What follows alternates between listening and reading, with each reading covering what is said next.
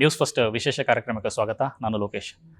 June 5ನೇ ತಾರೀಕು mango ಪಚ್ಚ ರಾಜ್ಯಾದ್ಯಂತ ರಿಲೀಸ್ ಆಗ್ತಾ ಇರುವಂಥದ್ದು. ಸೊ ಈ ಬಗ್ಗೆ ಮಾತನಾಡೋಕ್ಕೆ ನಮ್ಮ ಜೊತೆ ಸಿನಿಮಾದ ನಿರ್ಮಾಪಕರಾದಂಥ ಪ್ರಿಯಾ ಸುದೀಪ್ ಅವರು ಮತ್ತು ಯೋಗಿ ಜಿ ರಾಜ್ ಅವರು ನಮ್ಮ ಜೊತೆ ಇದ್ದಾರೆ. ಬನ್ನಿ ಮಾತಾಡೋಣ. ಮೇಡಮ್ ನಮಸ್ತೆ. ನಮಸ್ತೆ. ಕಾರ್ಯಕ್ರಮಕ್ಕೆ ಸ್ವಾಗತ. Thank you sir. ನಮಸ್ತೆ, ನಿಮಗೂ ಸ್ವಾಗತ. ಎಸ್ ಮೇಡಮ್, ಮೊದಲಿಗೆ ನಿಮಗೆ ಪ್ರಶ್ನೆ. ಸೊ ಸಿನಿಮಾ ಬಿಡುಗಡೆ ಮತ್ತೆ ಹೆರಿಗೆ ನೋವನ್ನ ಯಾವಾಗಲೂ ಹೋಲಿಕೆ ಕೊಟ್ಟು ಮಾತಾಡ್ತಾರೆ. ಯಾಕಂದ್ರೆ ಆ ಮಟ್ಟಿಗೆ ಪೇನ್ ಇರುತ್ತೆ, ಎಕ್ಸೈಟ್ಮೆಂಟ್ ಇರುತ್ತೆ ಎಲ್ಲವೂ ಕೂಡ. ಸೊ ಇಲ್ಲಿ ತನಕ ಸುದೀಪ್ ಅವರ ಸಿನಿಮಾಗೋಸ್ಕರ, ಅವರ ಲೈಫಿನ ಬಿಗ್ ಫ್ರೈಡೇಗೋಸ್ಕರ ವೇಟ್ ಮಾಡ್ತಾ ಇದ್ರಿ. ಬಟ್ ಈಗ ನಿಮ್ಮ ಮಗನ ಸಿನಿಮಾ, ಆ ಒಂದು ರಿಲೀಸ್ ಟೈಮ್, ಸೊ ಹೇಗೆ ಫೀಲ್ ಆಗ್ತಿದೆ? ಹೆರಿಗೆ ನೋವು ಅನುಭವಿಸ್ಲಿಲ್ಲ. ಭಾಳ ಸುಲಭವಾಗಿ ಡೆಲಿವರಿ ಆಯಿತು. ಈಗ ಪ್ರೇಕ್ಷಕರಿಗೆ ತೋರಿಸೋ ಟೈಮ್ ಅಷ್ಟೇ. ಲಕ್ಕಿಲಿ ನಮಗೆ ಅಡಚಣೆಗಳೇನು ಜಾಸ್ತಿ ಇರಲಿಲ್ಲ. ಸ್ವಲ್ಪ ತಡ ಆಯಿತು ಕಾರಣಾಂತರಗಳಿಂದ, ಕೆಲವು ಪರ್ಸ್ನಲ್ ರೀಸನ್ಸಿಂದ, ಕೆಲವರಿಗೆ ಫ್ಯಾಮಿಲಿ ಎಮರ್ಜೆನ್ಸೀಸ್ ಇತ್ತು. ಹಾಗಾಗಿ ನಮಗೆ ಅದು ಅನ್ಅವಾಯ್ಡಬಲ್ ರೀಸನ್ಸ್ ಇತ್ತು. ಬಟ್ ಅದರಲ್ಲಿ ಯಾವುದೇ ಥರ ರಿಗ್ರೆಟ್ ಇಲ್ಲ. ಒಳ್ಳೆ ಟೈಮಿಗೆ ಬರ್ತಾ ಇದ್ದೀವಿ. ಯಾರೋ ಒಬ್ರು ಕೇಳಿದ್ರು, ಅದೇನು ಮ್ಯಾಂಗೋ ಸೀಸನಲ್ಲೇ ನೀವು ಮ್ಯಾಂಗೋ ಪಚ್ಚ ರಿಲೀಸ್ ಮಾಡ್ತಾ ಇದ್ದೀರಲ್ಲ ಅಂತ.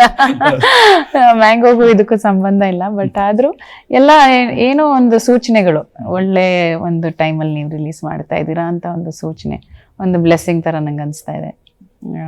So delivery was smooth and easy. ಬಾಲ್ಯದಿಂದ ಸಂಚಿತ್ ಅವ್ರನ್ನ ನೋಡ್ಕೊ ಬಂದಿದ್ರಿ. ಸೊ ಅವರ ಇಷ್ಟವಾದ ಕೆಲಸ ಅಂತಂದ್ರೆ ಈ ಟೆಕ್ನಿಕಲ್ ಆಸ್ಪೆಕ್ಟ್ ಇರುವಂತ ಕೆಲಸ ನೋಡ್ತಾ ಇದ್ರು. ಸೊ ಯಾವತ್ತಾರು ಅನ್ಕೊಂಡಿದ್ರ ಇವ್ರು ನಾಯಕ ಆಗ್ತಾರೆ, ಹೀರೋ ಆಗ್ತಾರೆ ಅಂತ? ಅವಾಗ ಅವನೊಂದು ಟೀನೇಜಲ್ಲಿ ಇರ್ಬೇಕಾದ್ರೆ ಅನ್ಕೊಂಡಿರ್ಲಿಲ್ಲ.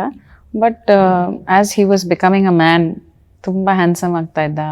ತುಂಬ ಜನ ಹೇಳ್ತಾ ಇದ್ರು, ನಮಗೆ ಅನಿಸ್ಲಿಲ್ಲ. ಯಾಕಂದ್ರೆ ನಮ್ಮ ಮನೇಲಿ ಬೆಳೆದಿದ್ದ ಮಕ್ಕಳಲ್ಲ, ನಮಗೆ ನಾವು ಆ ದೃಷ್ಟಿಯಲ್ಲಿ ನೋಡಲ್ಲ ಅವ್ರನ್ನ. ಅಂದರೆ ಅವು ಚೆನ್ನಾಗಿದ್ದಾನೆ, ನಮ್ಗೆ ಅದು ಅನಿಸ್ಲೇ ಇಲ್ಲ. ಯಾಕಂದರೆ ಇನ್ನೂ ಮಕ್ಕಳು ಥರನೇ ಅನಿಸುತ್ತೆ ನಮಗೆ, ಅಟ್ಲೀಸ್ಟ್ ನನಗೆ. ಆಮೇಲೆ ನಮ್ಮ ಫಾದರ್ ಇನ್ ಲಾಗ್ ಇತ್ತು, ಅವ್ನು ಚೆನ್ನಾಗಿದ್ದಾನೆ, ಯಾವಾಗಲೂ ದೀಪು ಸುತ್ತಾನೆ ಇರ್ತಾನೆ, ಅವನಿಗೆ ತುಂಬ ಇಂಟ್ರೆಸ್ಟ್ ಇದೆ, ಮೋಸ್ಟ್ಲಿ ಅವನಿಗೆ ಈ ಕರಿಯರಲ್ಲಿ ಒಂದು ಒಳ್ಳೆ ಆಪ್ಷನ್ ಆಗುತ್ತೆ ಅವನಿಗೆ ಅಂತ. ಮತ್ತು ಹೊರಗಿನ ಜಗತ್ತಲ್ಲಿ ಎಲ್ಲರೂ ಹೇಳ್ತಾ ಇದ್ರಲ್ಲ, ಎಷ್ಟು ದೀಪಮ್ಮನ ಥರ ವಾಯ್ಸ್ ಇದೆ, ಎಷ್ಟು ಅವ್ರ ಥರ ನೀವು ಕೆಲವು ಎಕ್ಸ್ಪ್ರೆಷನ್ಸ್ ಎಲ್ಲ ಅವ್ರ ಥರನೇ ಇದೆ, ನೀವು ಯಾಕೆ ಟ್ರೈ ಮಾಡಬಾರ್ದು ಅಂತ. ಆವಾಗ ನಮಗೂ ಅನಿಸ್ತು, ಕರೆಕ್ಟ್ ಅಲ್ವಾ, ಅವನಿಗೆ ಒಂದು ಲುಕ್ ಇದೆ, ಒಂದು ಹೀರೋದು ಲುಕ್ ಇದೆಯಲ್ಲ ಫಸ್ಟ್ ಅದಿದೆ. ಇನ್ನು ನೆಕ್ಸ್ಟ್ ಅವನದು ಸ್ಕಿಲ್ಸ್ ಇದೆಯಾ, ಅವನಿಗೆ ಆ್ಯಕ್ಟಿಂಗ್ ಬರುತ್ತಾ, ಇಂಟ್ರೆಸ್ಟ್ ಇದೆಯಾ, ಅದೆಲ್ಲ ಆಮೇಲೆ ನಾವು ಕುತ್ಕೊಂಡು ಮಾತಾಡಿಕೊಂಡು ಇವತ್ತು ತೆರೆ ಕಾಣ್ತಾ ಇದೆ ಅವನ ಪಿಕ್ಚರ್.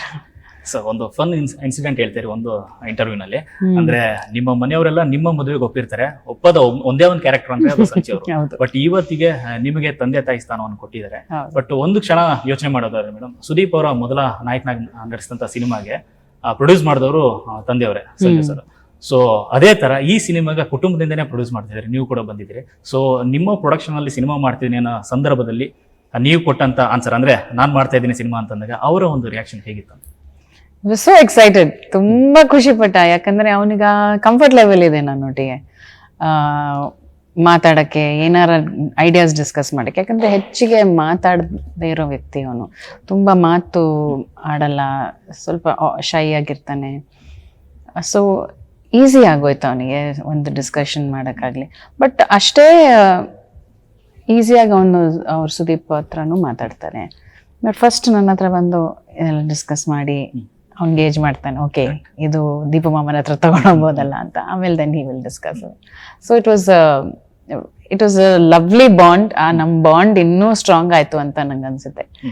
ನಾವು ಒಟ್ಟಿಗೆ ಬರ್ತಾ ಇದ್ದೀವಿ ಅಂತ, ಒಂದು ಈ ಜರ್ನಿ ನಾವು ಒಟ್ಟಿಗೆ ಸ್ಟಾರ್ಟ್ ಮಾಡ್ತಾ ಇದ್ದೀವಲ್ಲ. ಸೊ ಇಟ್ ಹಸ್ ಜಸ್ಟ್ ಥಿಕನ್ಡ್ ಆ bond, I feel. Acting career start ಮಾಡಿ ಅಂತ ಯಾರ ಕಡೆಯಿಂದ ಬಂದದ್ದು ಮೊದಲಿಗೆ? ಅವ್ರ ತಾತನ ಕಡೆಯಿಂದ. ತಾತ, ಅಮ್ಮಮ್ಮ ಆಲ್ಸೋ ತುಂಬಾ ಆಸೆ ಇತ್ತು ಅವರಿಬ್ರಿಗೂ.